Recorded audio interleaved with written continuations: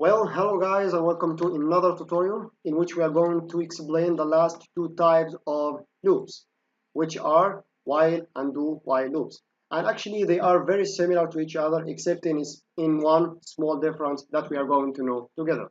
But first, let's take an example about while.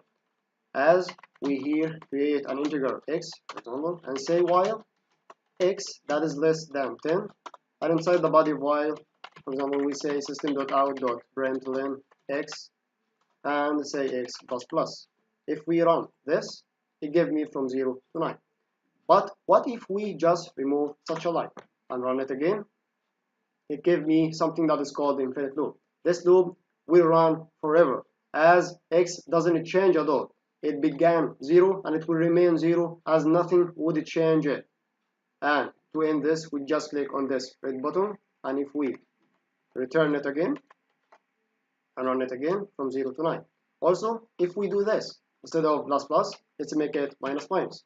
Run again, it will give me another infinite loop, as x will always be less than 10, as it will always be a negative number. One more thing here, we can use if x is equal to 5, then I want you to do this, to x plus plus, and continue as we used it with 4 before. And here x plus plus, and run it again. It printed from 0 to 9 and skipped the 5 as expected. If we put break and run it again, it will print from 0 to 4. There is something that is called while true, like this. This loop will keep running except if there is a term inside the loop itself that will break it, which means that the term of the loop won't be here anymore and it will be inside the loop. Like this, if we run it, it also printed from 0 to 4. But if we just remove this, it will give me an infinite loop. That's it for while. But do while is like this. Do whatever you want while there is a term such and such, and then end with semicolon. For example, while x is less than 10, and here system.out.println x, and each time add 1 to the x, run this, it printed x from 0 to 9.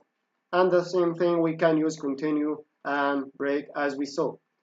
To create an infinite loop using for, and this is the last example with us. Here we have for int I, I'm sorry for this, int I that is equal to 0 and I is less than or bigger than minus 1, and I plus plus, do whatever you want. Here we have just one programming line. That's why we don't need to put curly brackets like this, as we just have one line. If we have more than one line, we should put it. If we run this, it gives me another infinite loop. One last thing, which is the difference between while and do while, is that what's inside do while will be carried at least once, even if the term is not achieved. But for while, if the term is not achieved, it won't be carried at all even once. If we just run this, we got do while, and then the loop will be broken for this term. That's it for loops. If you got a benefit, please just don't forget to like, share, and subscribe, and see you on the next one.